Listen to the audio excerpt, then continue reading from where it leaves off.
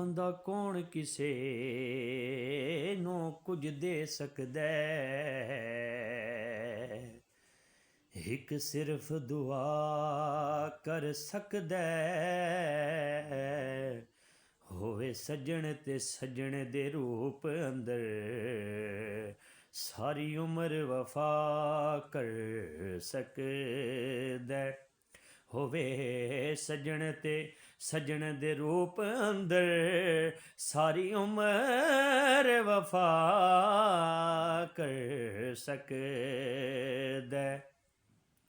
ਜੇ ਮੰਗਣਾਈ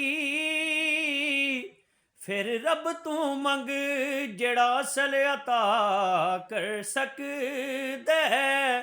ਜਿਹੜਾ ਖੂਹ ਚੋਂ ਕੱਢ ਕੇ ਯੂਸਫ ਨੂੰ ਸਾਰੇ ਮਿਸਰ ਦਾ ਸ਼ਾਹ ਕਰ ਸਕਦਾ ਹੈ।